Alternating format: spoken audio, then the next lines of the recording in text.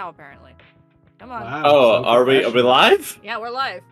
Oh, You guys know that howdy. elephants don't drink water. Hello, Who needs everybody. water when you have... Oh my god. Welcome to the In the Margins section of 20-Sided Archives. We are officially with our overlay this time. Look at all of us. You! Looks super sick. And Brian went back to chisel. He shouldn't And have. as... Wait, Brian Wait, became what? chisel for a second. I don't know. What? I don't know why that was. I had to sneeze, so I muted. Does Oh. that do it? Oh, wait, hold on. This is an extremely casual stream, especially since... Oh, no! I am going to just quickly do that, and then do that. Make you guys disappear for a second. I just went somewhere else. I went to go get a drink. It's fine. You are... It's fine. I forgot. Volume turned up to my phone. Don't worry. Don't mind me. Does it affect you two as well? No, So we're just special. I don't know what happened. Yeah, I'm showing up fine.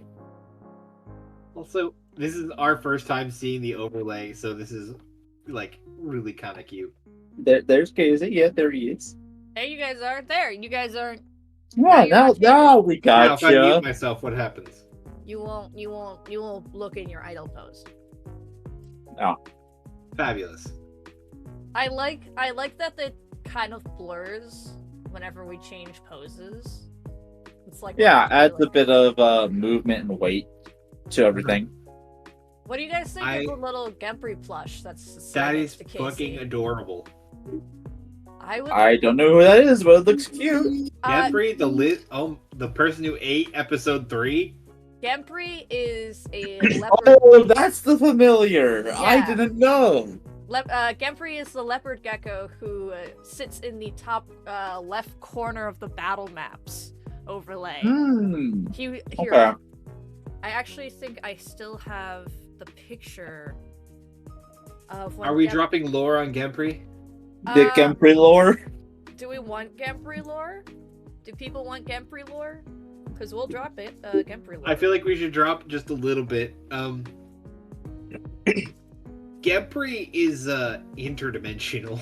He is an Wait, what? interdimensional lizard who eats bugs that come in through the stories of the archives. And every He episode just- he eats, his eyes just slowly wander further and further. But that's He's only in one episode so far, so his eyes are still pretty far apart. that is Gempry, by the way, Jared. That's where he sits. He was trying to eat the archer during combat last time. It's loading. He just wanted a little nibble, that's all. I see. Yeah. Yeah. He's trying to lick the blue. He's trying to have a little snack. Gempry is an interdimensional lizard. Not very bright. Sometimes gets confused, as we have seen from the disappearance of episode 3. Mhm. Especially when like some insect shenanigans happen. Gempry was A trying few to... bugs got in the pages of the scripts and everything, and he just went ham. Well, it was the centipede incident with Redwood. Oh, fair. I believe that, wasn't that in an episode? It was in episode. It was episode. Yes, but I think Gempry's delayed reaction caused him to attack the next thing, and that was. I mean, yeah, just look at the boy. He's not the fastest snail in the race. It didn't want me spilling my lore. No, it didn't. And I kind of feel bad because it was like like everyone's lore is finally like slowly being built in. Especially like Jizzles, he's like starting to get sprinkled in, and I'm just like, well, there goes that episode, I guess. Yeah, I had this whole conversation where Bregman was like explaining his story from his point of view to Ven Kashale, and then of course it's just gone. As I recall, like the episode Gempry ate up was one where like Seven's first interaction with Barun. Like that first major thing Oh, happened. Yeah, it was that first major thing that happened, yeah, with Ballroom. Which is Uh-huh. actually something that we can, speaking of, whole point of us doing this is to talk about the recent episodes. We do typically 3 episodes, and then we're going to do an In the Margins episode, and then that will be the cycle for our weekly uploads and things like that. But Baroon Is a bitch. Bro, you need to stop. You need The to more you antagonize Baroon, the worse it is going to get in the middle of the session. You are going to get, like, fucking half-conscious taken over and devour a small child. Please don't devour me. I'm the size of a small child. I don't plan on devouring anybody. The fact You that I don't- almost you killed don't- Shrub that session was complete out of my control. You don't have to plan to not eat a small child. Baroon is going to can make you plan pay. it. I will say, this is definitely one of those campaigns where you need to respect the creatures with more power than you just a little bit more. So don't be you, Jared. Yeah, like as Casey has mentioned in one of our previous convos, my characters tend to just have no like respect for higher power anyone. beings. And one reason or another, I'm just like, okay, cool. Anyways, Oh yeah, I see you wield this magic power that's 200 times more powerful than I am, but honestly, you look like a bitch. I think it doesn't help that, for one, Castor, a character I play in one of other private campaigns, is a bard. He's constantly insulting people and making snide remarks. In one of our other campaigns, I forget his name, but he's a wizard, divination, a little child. Is just naive and friendly towards everyone. Danzu, that's his name. He's friendly Yeah, towards but everyone. he's respectful. He's friendly towards everyone. He, like, Danzu is super respectful, listens to his elders to an extent, is learning from a terrifying necromantic book. It's all the signs are, the stars are aligning for that one. But with Seven, on the other hand, Seven is basically just You'd need to walking- chill just for like 2 sessions. We'll see. Hey, There after is- this experience, we'll see. There is the fact that you are unconscious, and when you're unconscious, you typically talk to the big bad Baroon. man. You typically talk. He's to him. also suffocating in a river. No, he's not, because Anwin picked him up. Remember? Yeah. Yeah, like potato style. I would also like to mention, because Casey, my lovely friend Casey, pointed this out to me. I apparently gave Anwin's animal companion the wrong name. Anwin was a different character for something completely, for a campaign that I did with Casey. And her canine familiar's name is actually Dogwood, but in the moment of needing to Deus Ex Machina these guys so they didn't die to displacer beasts, I was perfectly fine. I can't be surprised. but it was like I still blanked on the fucking name of the animal. You forgot the dog made of wood was called Dogwood. Listen. It was also at the end of the session. It was at the end of the session. My brain was completely 100% totally fried. Fair. I was doing new things with Roll20 that I have never done before, that I didn't know you could do for Roll20. You mean health bars?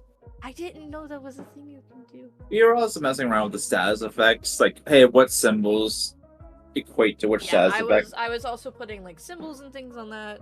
I was also tracking who was alive and who was dead. Grievous wounds, which is a mechanic that we finally got to introduce at last episode as well. Poor. God. Which should have been in the rules for a while. I forgot. I genuinely thought that I had them in our rules. Because honestly, I rolled like 3 nat 20s the fight before that. Mistake. Did you On want the to give the on the guy chief. grievous wounds? It was a mistake and an accident, We're gonna brush over it. Yeah, we'll move on with the new rules because we gotta do as DM says. But poor Thava, out of everyone other than Redwood, poor girl got fucked up. Oh yeah, she got hit hard, which is Full and- leg fracture in her shin. yeah. I leg felt fracture. so bad of like the sending off the advantage.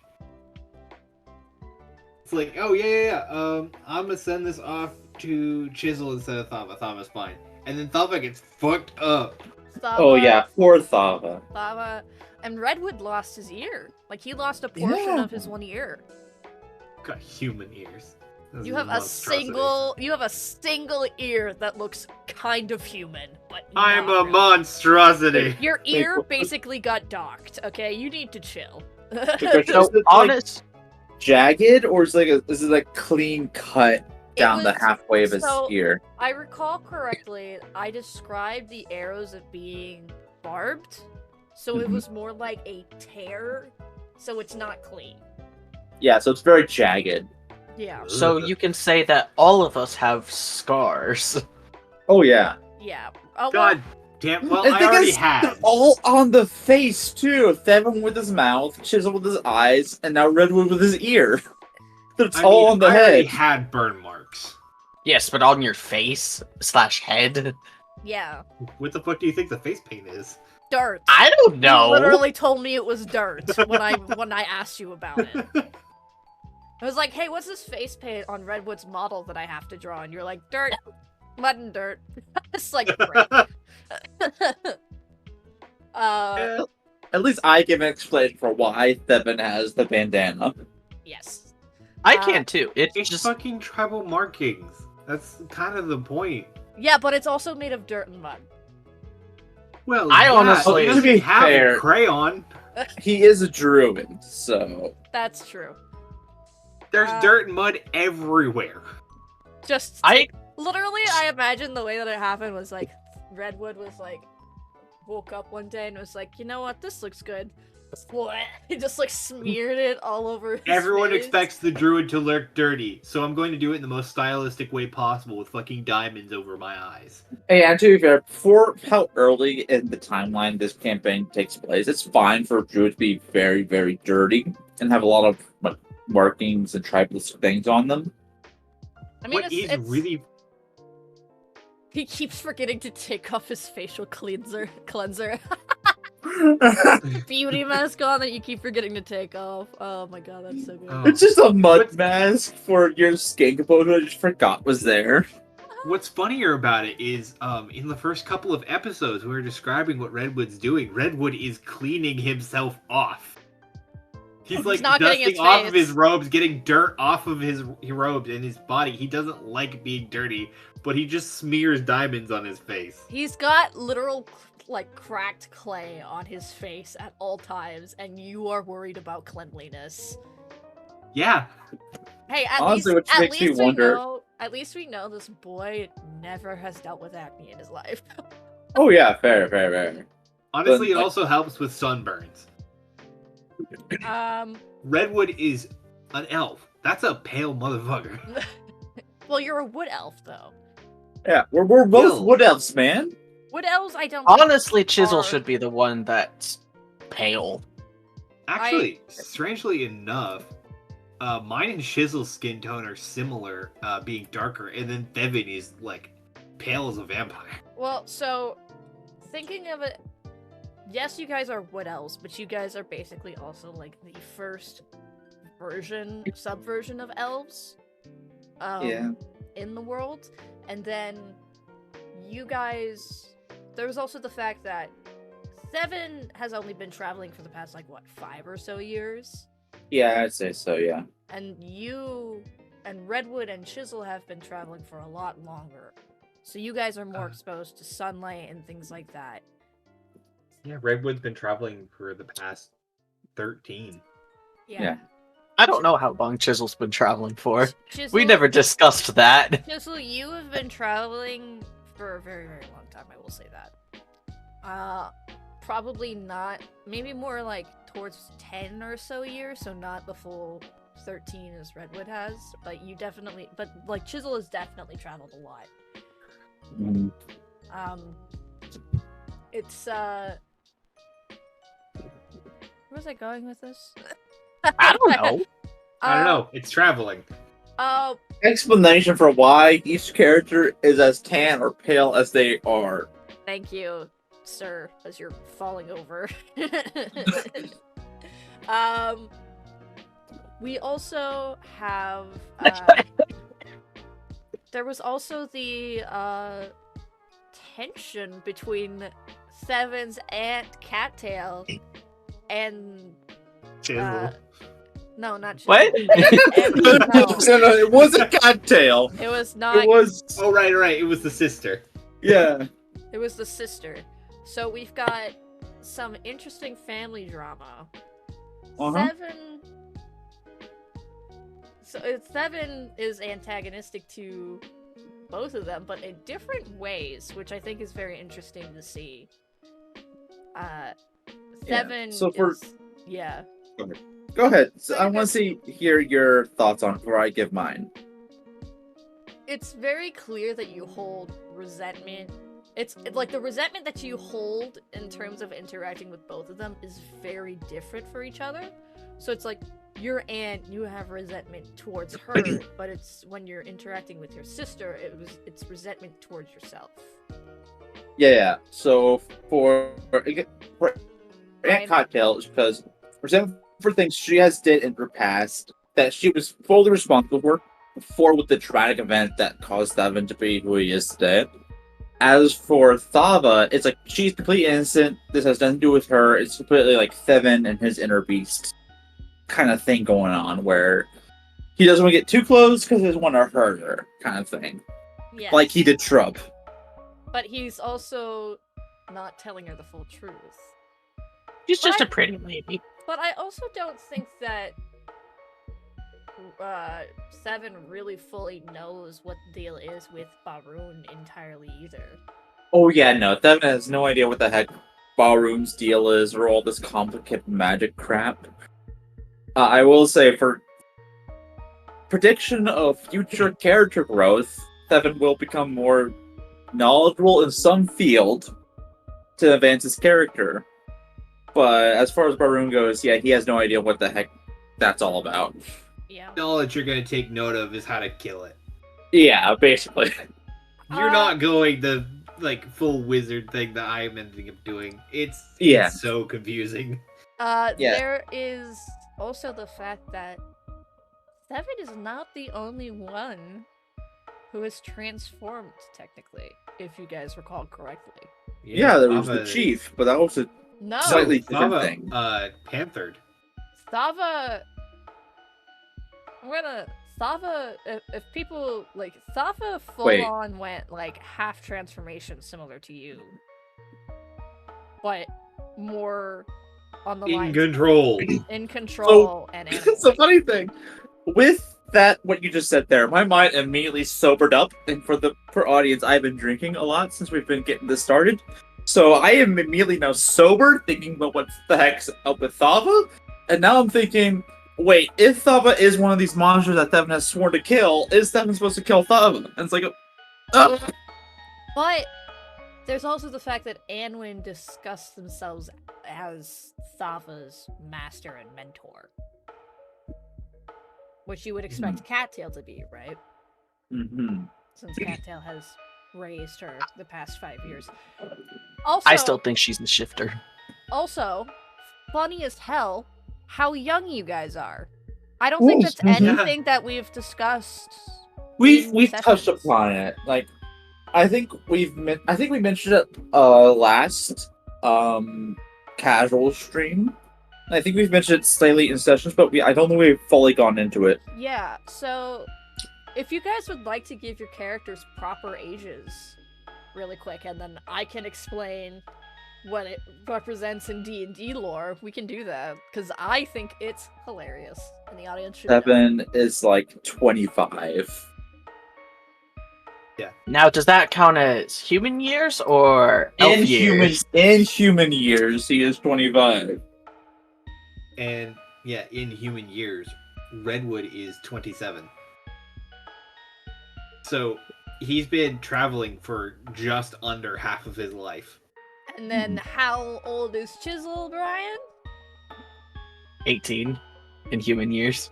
He's 18 in human years. So in normal Gnomon years, he just turned 40. So Because that is how ages work. basically, all of you motherfuckers are kids. Yes, you can tell by how he acts. We are like the teenage anime pro tags, and this was not intentional at all. We're just stupid when it comes to translating ages from humans to these fictional races. Yes. Well, I'm a nervous fucking kid, and that's why when we go into campaign 2, my plan is to make sure that ages are discussed, because obviously it's going to be a little bit more important. And we might communicate character races, classes a little bit better. Fine. It worked out nicely this time. Yeah. I think because we've been a party just in D&D for general for so long, we kind of have this like sense almost where even if we don't communicate at all, we're gonna have some form of balanced party because we have a druid, a fighter, and a ranger. So that's Not a like pretty in balanced we're party. ended up with a Anyways. sub party full of casters. It worked out, didn't it? No, it didn't. No, it really didn't. And I think that was the school campaign we tried, or something like that. But I to be can't fair, really that remember. was heavily homebrewed, so we can't really count that. Yeah. Fully homemade classes and everything. Yeah, so you can't really count that. No. What I am curious. I would love to hear your guys' theories on what exactly it is that is plaguing the Dead Mire. I definitely think it is pretty much as you said, the same thing that Barun is, this corrupting force that is just trying to corrupt everything. That just seems like the big bad of this whole campaign. I don't honestly think so. For the Really? Dead Mire, I think it's just a random rift between two different realms, and people are just walking through. Even I if feel said like- alternate realm is the corrupting force. Yes, it's just it's not fully being corrupted. It's just people walking through. I have a feeling it's some sort of celestial death, like some dead god is now starting to rot, and that's what this plague is. It's showing up everywhere because the gods input themselves literally everywhere. I Go ahead. really like these theories. Because of how young this world is, do you think that history is long enough, even by God standards, is long enough for there to be a dead god? I know pieces of the lore, and they're absolutely body parts scattered around the world. Oh, okay, so you have like DM favorite player privilege. No, Got I- it. This Well, is related to my history it as is- part of it is the related Liquid to backstory stuff for him. Okay. I can give you guys some lore that will, like, won't necessarily affect the campaign too much if I give it to you, and it like probably won't even affect anything that happens story-wise. But it's entirely up to you if you guys want to hear it, because it's just some fun stuff that I added in for the sake of world building, and I enjoyed it. So Of course, give me. Oh yeah, world building is a blast. As someone who's addicted to world building, it is fun just to world build for the sake of world build. Yeah, my biggest issue is I'm spending too much time on my next campaign world building and not enough on story building. I've got this whole religion system set up with individual gods and how each one's mechanics would work, and like naming systems, and That's oh not yeah, those there's supposed to be players here. So I think, what's some like lore that I can give you that you guys think won't necessarily affect the campaign in your guys' storyline, but is something that you would actually be interested in knowing? I guess the basic one would be like what gods are currently prayed to. Like, who does Ven Kashale pray to for his magical powers? What's on the east side of the world? What's on the east That side of the world? that That's a big seems one. pretty important. Well, that Well- could come into play later Yeah, or in future unfortunately- campaigns. Unfortunately, that one is not one that I can give you right now. That is At What least is I the- know some. How wide is our pantheon? how wide is your Yeah, pantheon? that's fair. There is, I believe, a total. Let me double check. Because, like, for context, in a campaign I run in our private D&D sessions, there's only like 5 main gods that the party needs to worry about. Oh my god, wait, is this the list of like higher and lower gods you gave me like a year ago? No. The way I wrote down all of them on 2 sticky notes like an absolute idiot and had to cram so many words in. Wait, how many gods do you have to fit on a sticky note? I think it was like 12 per sticky note. Oh my gosh. Like their name, their Casey. nickname, signifying feature, and their domains. I had to write all of those down, 12 gods per sticky note.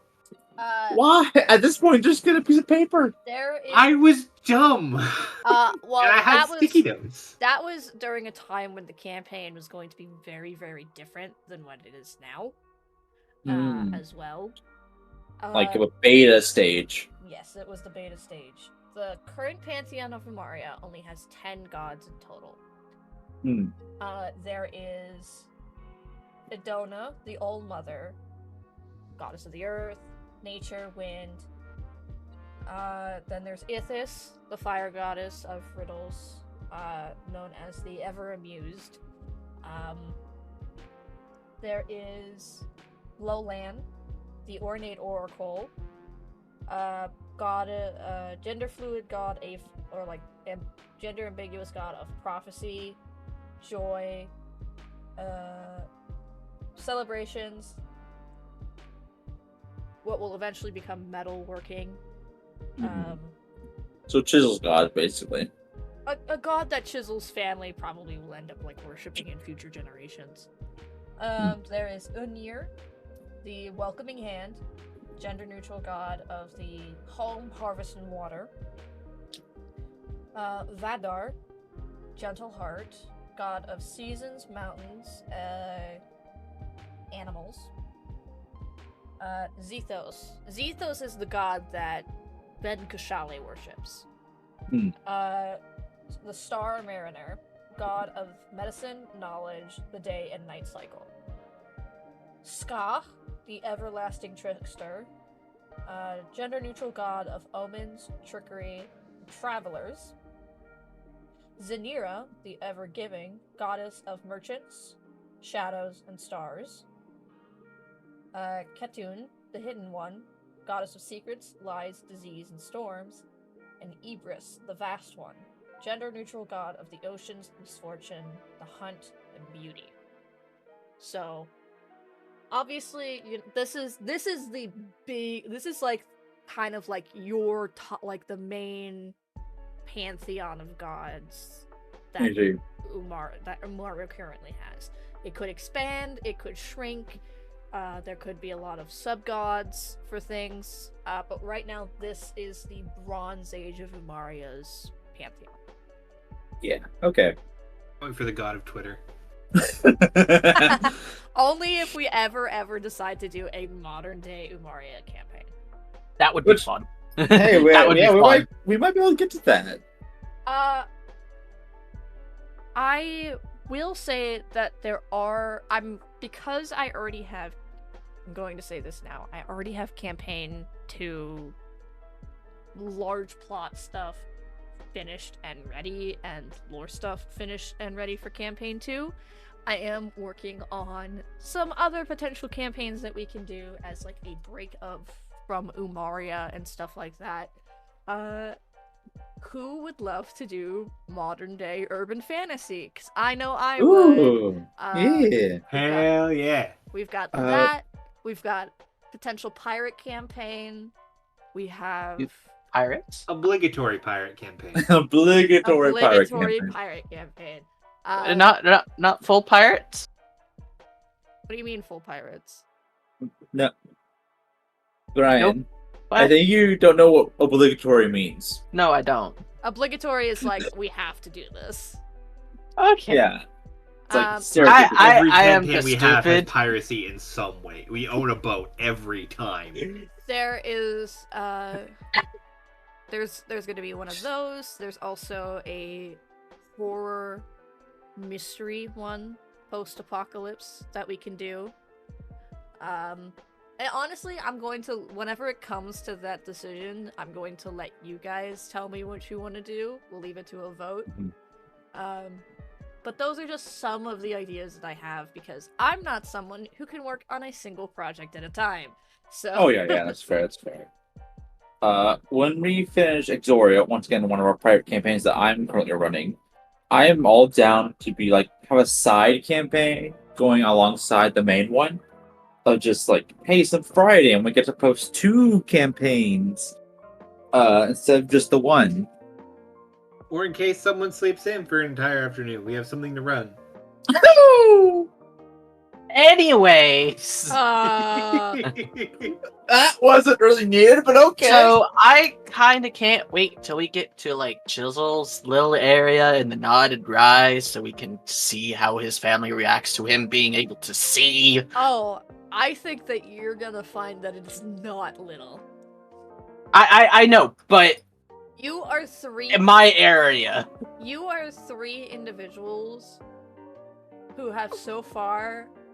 Your story right now has taken you through a good half portion of the western side of Umaria. Mhm. And then we're just gonna go counterclockwise from that. That's our Yeah, plan. you guys so are basically going to probably explore the entirety of the Western Hemisphere, excluding a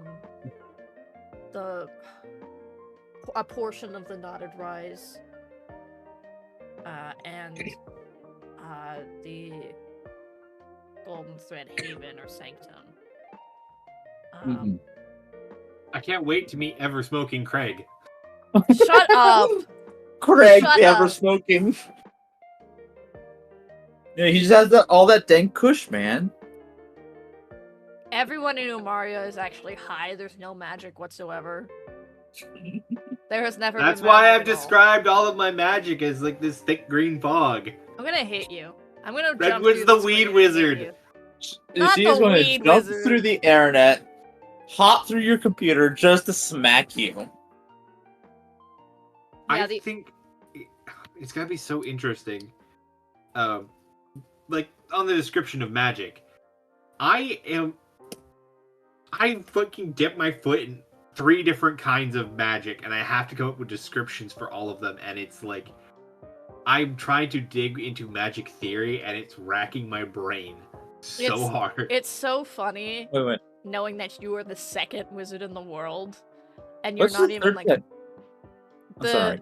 There is so far we've got the ones that we know about are nature magic and divine Yeah, magic, which is druidic and divine. which is Okay, cleric. and then like wizard is like the arcane, almost Wizard. scientific study of. Okay. My own handcrafting, and that's like my magic being woven into a red string. And like I need to, if Redwood ever uses like celestial magic, I need to be able to describe how he would use celestial magic. I'm like, how do I take the stuff I've already basically described as a fluffy wool woven into string and turn that into celestial energy? There can't be lightning in the string. Yeah. I am going to say to the person who said now there's got to be some artwork with Redwood being a weed wizard, you are going to be very disappointed because I'm saying no. I am not. Hey, Druids all weed wizards. The Plant people who magic listen is to weed. this, our audience, they have their own free will, and you might not like the art they come up with, but hey, it's the fans' art. They're gonna make it whether we like it or not. I am so scared. Nah. Hey, if it ends up on Rule 34, that's when you know you've made it. Oh Hey, no. shut up. What we need is like cute art of shrub and chisel. Oh yeah, that's guaranteed. Just like causing some menace. A little just gnome mascot and then the fox mascot, guaranteed. That is definitely gonna be smart. wait, I'm a mascot. Why am I the mascot? Or fucking shrub walking away with Gempry in her mouth. I'm going to make an image that when we get to enough followers where we can have our own emotes and stuff, where it will be like Shrub with Gempry on her head, and it'll be her tilting her head with like a question mark near it. You know, Oh my gosh. When you said emotes and our characters, my mind went to Seven with the mask off, just the let's go meme. Let's go! looking at the Gempry plush on the couch, I feel like I might be able to do that. Do what? He might be able to make the Gempry plush. Oh yeah, you do plushes. Like that's one of your skills. I do a lot of handcrafts. And like looking at it, you could get like an absolute like plastic slipper bottom if you wanted it to sit on stuff. And if you do a type of felt coating on the top, you could have a little bit of a thin fabric tongue on the end. And you could do like vinyl eyes, and you could cover one side in like paint on the inside so it's black. Holy shit, Gempry gumdrop plush. I am. We know what's going on in the merch store now, baby. I am so excited for the prospect of us having merch and Gempry, this version of Gempry that we have because this room that we are in my head, the lore of it is that we are 3 separate entities of varying power, and the Archivist 4 entities of varying power, and the Archivist lets us use this room as like a hangout spot. Wait, you guys have power? You're floating. Just as a fun little thought experiment, looking at avatars, what do you think we do? In this room, you're the currently only one floating in midair casually. You guys get powers? I can see Brian's avatar being some sort of creature that involves itself with dreams and wishes. I mean, like that just sounds like FFs. What? Looking at just like jobs around the archive, I could absolutely see like the floating space dude being your general guide map who like pops up. It's like, hey, where are you trying to go to? You're in the fucking left wing library. You want to be in the history section, which is 4 doors that way and 2 doors left. Well, just do not trust me with directions. The archivist, the archivist does not need help guiding themselves around the area. That is their domain. Their whole introduction is getting people into the library. Here's the way that I see people arriving to the library. They get the invitation. All they need to do is once they accept it, there will be a door that appears somewhere within their home that's never been there before, that they can open, that radiates divine light of some sort. They can open it, and they are immediately in the archives where the archivist is. Fun fact, our lovely lore master, Danny, actually helped me come up with some ideas as to how the archivist gets around, and that's literally like going through doorways and appearing in the room that they wish to enter. So like they could literally be like halfway across the archives in one moment, but if they want to get to someplace in a snap, all they gotta do is open a door and they are there. Yeah, but you don't see someone like stepping into the archives and Zorroing their way around to the wrong end.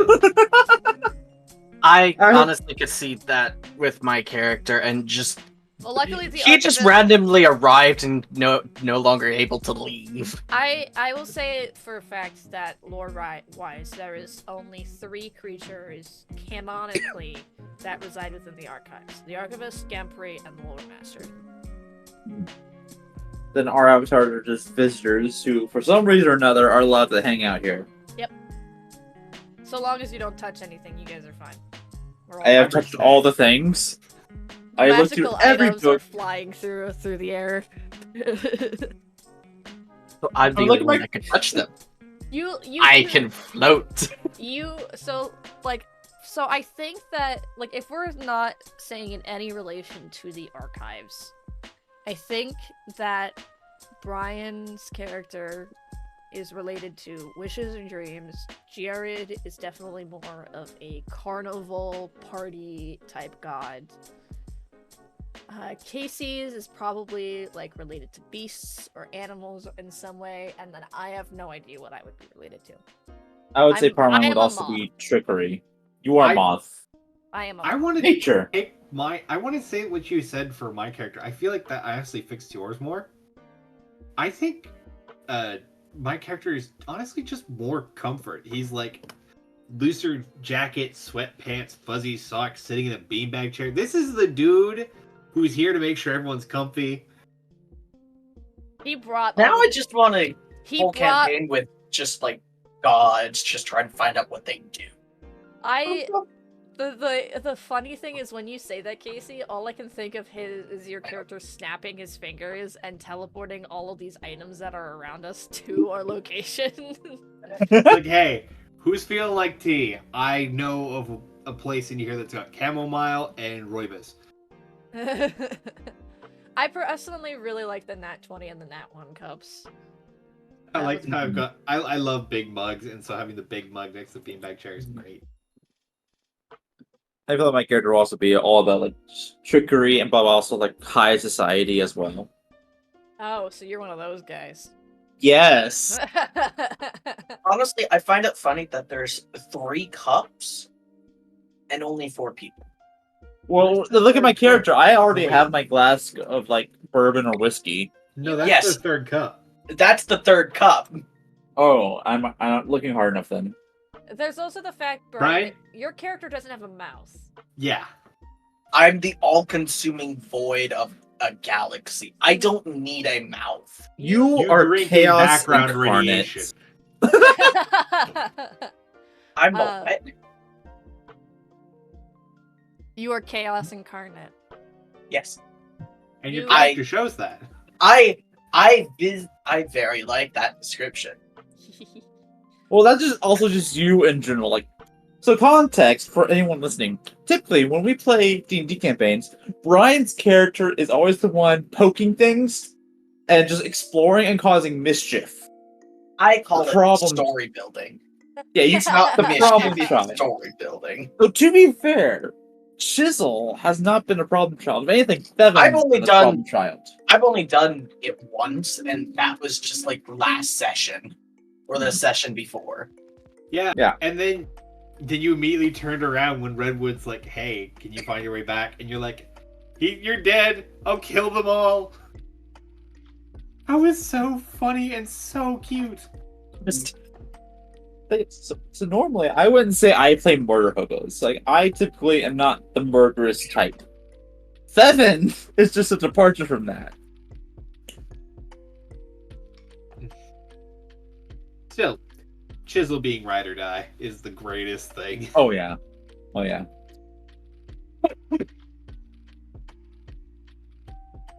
We've got overly anxious Redwood, Chisel who goes along with anything and everything, and then Thevin who's like, I'm gonna go my own way, fuck y'all. I That don't was- care if you can't follow behind me. It's like either keep up or shut up. But Thevin cares. Like, I will say, Thevin does care for y'all in his own way. I'm sorry, You but know, I until highly someone doubt gets in the that. way. Till someone gets infected and just, you're dead. Oh yeah, like the chief who was infected. That was full on. All right, I'm gonna kill a bitch. Bro, after that moment, I felt like Redwood was gonna kill you. After Thevin took down Shrub. No, I mean, like, after you shot the chief who's already down, Redwood was like, you don't fucking do that. It's like, I expect you to kill me. I'm like, no, I won't. That's the opposite of what I'm saying. I'm I still think- very happy I knocked the chief I think across the map into the water. That fun. Get there's shuffleboarded. definitely been a very interesting past few episodes in terms of how seeing everyone's characters reacting in a way. We've all been playing D&D for a varying amount of years, And so it's really nice to see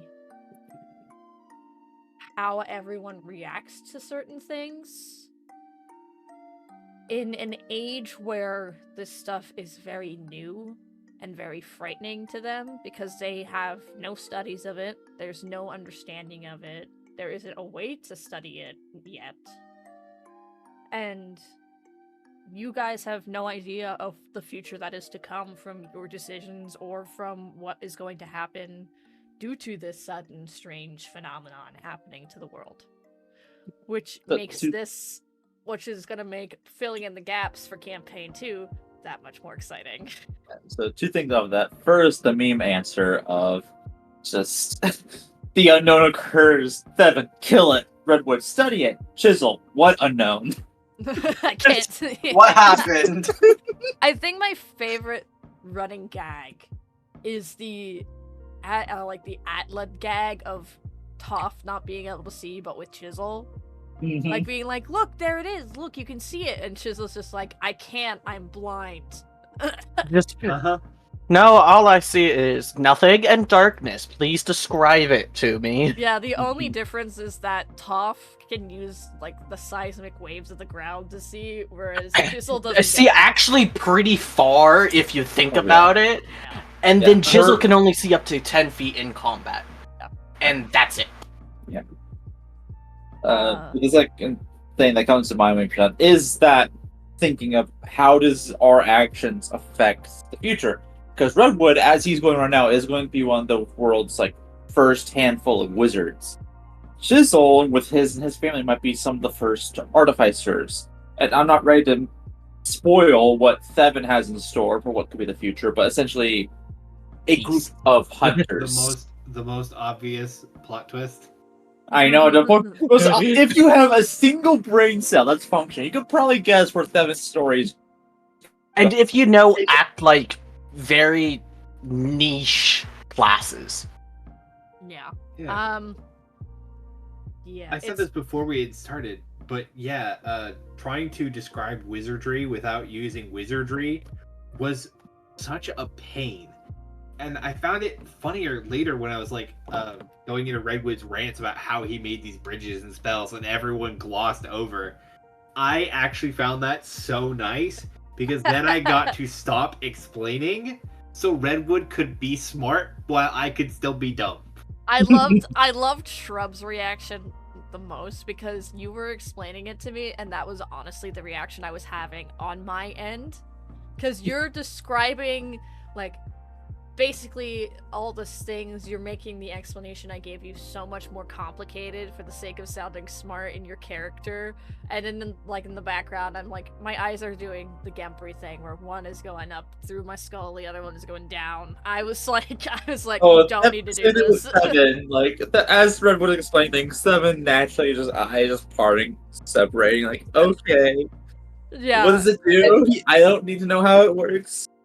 He needs to be a prodigy in order for it to make sense to be a wizard. He needs to be smart enough to put these. Oh yeah. You are. And then there's Chisel that thought he was dead with the voice in his head, and just. You are well. I will say, Redwood, that you are well trained enough in your own specific magic field as being a druid that being a wizard, while it's hard, there would definitely be people in the future who, like, future wizards who are like, how did this guy do it compared to us who are, considered who were actually taught to do such and not adapt like you did. Yeah. He's kind of basically the kid who has a speaker and he unscrews it and learns how a speaker works and learns to turn it into a microphone. Then meanwhile, since Thevin as a ranger, his magic is also rooted in nature, but it's like redneck nature. So while Redwood has this like whole like big city, like a college boy studied druid, then you just have Thevin out here with a Jimmy rigged redneck splat together spells like Hunter's Mark, go. You have been, I think, out of everyone here, in terms of damage output, Thevin with his Hunter's Mark and his Colossal Slayer and all that other stuff All And the other then- bullshit, man. and Redwood's spell selection. The two of you have been the biggest damage outliers in so far the entirety of the campaign. Oh yeah, I mean, I need a Wait, buff. Which is When hilarious. Bro, if you're you a think- tank. He is actually, I think Chisel. I hate to say. I this, have right? the lowest AC. He has the lowest AC, and he's actually probably the weakest, considering that he cannot give himself buffs. I can only for the he only is- like thing with Baronet is I can heal other people and give other people using my second wind. I get the original D10 and that's it. He doesn't. which that rally ability is useful. Just that unfortunately, because Yeah, me and we're Redwood level were being- 3. we're being hit actually during that last combat. It's like, yes, it's useful ability, but it's only useful if your party members are getting hit. Yeah. But also, it's like, yeah, I kind of see it like this. Like right now, like Thevin is like the highest damage dealer in the party with being able to reach 30 damage in a single attack, but it's still like a single attack. Chisel as a fighter is going to get so many opportunities to attack and deal more damage. And especially like with how I plan to build Thev in the future, he is still going to be like a one-shot wonder essentially in terms of his attacks. Which if I hit, I hit. If I miss, I miss. So I what's- just looked up what Rally Cry does. Every up to 3 people gain HP equal to my fighting level, which is only Yeah. 4 HP. Mhm. Oh. And that's it. Still helpful if people are down. Oh yeah. But you have to hear Like me. shrub. If you are down, you cannot hear me.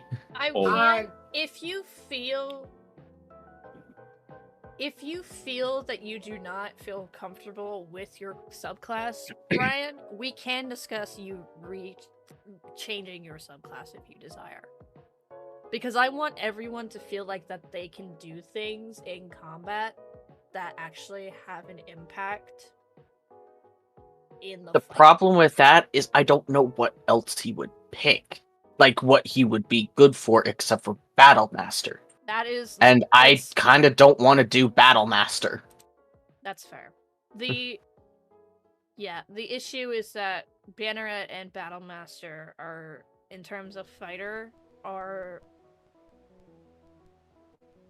the ones that do make the most sense, which is unfortunate. I mean, I could do the homebrewed like brute, which just increases damage, but that's about it. Unfortunately, I also did say that we are not doing homebrewed Which stuff right so it's really Banneret or Battlemaster that works with Chisel. now. I will say, put a positive spin on Chisel is that while yes, Chisel's works is not as extreme as let's say Thevin or Redwood, it is still very much important because when Thevin misses, he misses. When Redwood misses, he misses. But with Chisel feels a lot more consistent in terms of his abilities. I will say, depending on where the story goes, there will be a new fighter subclass that will be open to you. Ah, I will not say what subclass, but there will be a new. I mean, you play the right cards, you may like respec into something. No, that's true. If and sorry. you're good. Oh, you're good. If And you, at if you level gamble the chips right, you can, double or nothing it. How you doing over there, Jared? I got a hiccup. I normally don't get hiccups when I drink, but I got a hiccup. You're You've And been I drinking have- too much. And the thing is, I started those with a full loaf of bread. I am down to like half a loaf of bread. I would slow down on the drinking, Jared. I honestly I am- would say slow down. So I have a little bit left, and I'm not going to do a refill. I didn't And want to have so to come once- over there and hit you with a baseball bat to knock you out. You can certainly try. I doubt you can overpower me normally sober. So you can But give you it a also shot. have a black belt in karate, and I am like 120 pounds soaking wet. So Hey, Jared, He's I have not a away of the question. drunken fist. What is it, Brian? You said you were at your parents' house, right? I Yeah. do know where that is. Yes, you do. And so does Casey, because I gave him my address for that one day when we were figuring out traffic patterns in order to try and get here faster before streams. I could honestly just show up to your house. Oh yeah, you could. And I'll have a glass for you. We're gonna have fun, buddy. Oh jeez. But back to this. Yeah. Looking at Banneret, it doesn't get better till 10th level. At 7th level, the next thing, I gain proficiency in persuasion. But it's basically expertise persuasion. Oh, that's But so great. It is. So you can have a better shot with Thava? Oh no. No. Okay, if we're thinking of you guys as teenagers in terms of your race, Sava's a fucking preteen. Yeah. That It's do not interesting. make that joke. That is in poor taste. When you think about it, the age gap is still similar to that of, let's say, a 19-year-old and someone in their 20s. That doesn't make it better. I'm going to just skip over that because we are going to ignore that one and move on. Either way, someone's going to stab you in the eye with an arrow, but... So honestly, yeah. looking at if I had to pick a different class for Chisel, probably Monk. I can see that. I can see it. I mean, you could delve into a little bit of like the world beauty and such due to the fact you can see and like maybe touch Paladin. you keep saying Paladin, but I don't think Brian wants to spec Chisel into Paladin. No, Big chunky boy do the Celestial Blast. Yes, So but he he's could not say- chunky. He's actually very tiny and skinny. He is Are the you saying smallest he would in the not group. smite? That doesn't mean he can't be a Paladin, but to quote Brian before we started the stream today, fuck Paladins. That's Brian's quote, not my quote. Wait, when did I say that? How do you say that? So Brian has a headlamp, and with this headlamp, he kind of looks like he has a halo and just a beard. So we said like, oh, Paladin, he would be the Paladin, and Brian said, fuck Paladins. Yeah, Brian does not sound like he wants to do. Paladin is too restrictive to me. Because there is the oaths and stuff like that you have to And do have to it's be just mindful of yeah. that. So It depends on the DM how much oaths really play a part of the Paladin class. a lot. It's their whole thing. That's I know, literally but the whole point of We're the Paladin. supposed to be the origin of it. We can't be flexible with it. I know, but I'm just saying, as in general, when it comes to Paladins and their oaths, it depends on the DM how strict those are. Have you met me? Yes, I have met you, but I'm saying in general. I'm not saying you specifically as a DM. I'm saying as DMs across the world, as a DM, I'm speaking for a bunch of other DMs. You're also drunk. Bro, what about samurai? That just makes my thoughts more pure, as in, it's not limited by inhibitions. I will say, Brian, if you do want to respec Chisel into Monk, we can definitely discuss how to go about that. But yeah. It's been an hour. Oh, it has? It's been an hour. Yeah, it's 9, Jared.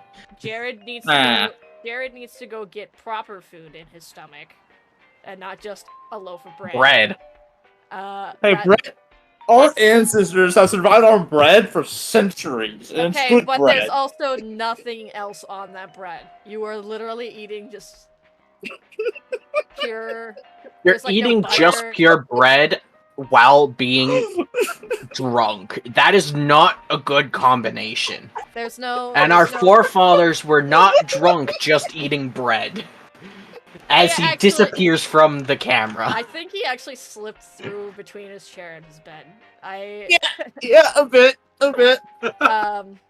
I think I think this is a good I spot to think end. this is a good spot to end. Before we go, thank you all so much for watching In the Margins with us and hanging out with us today. Help us get to. We have a goal now for our YouTube channel. We want to hit 500 subscribers because if we hit 500 subscribers, we can start monetizing for you guys. We can start doing this as a regular thing. We can start doing things like merch and things like that. So, if you are new to our YouTube channel or to our Twitch channel, our Spotify, or our Instagram, be sure to follow every single one of those, which are all in the description for each other on whatever platform you're looking at them on. Help us get to 500 subscribers so we can start doing this as a more regular thing for you guys. And we will see you next time on 20-Sided Archives.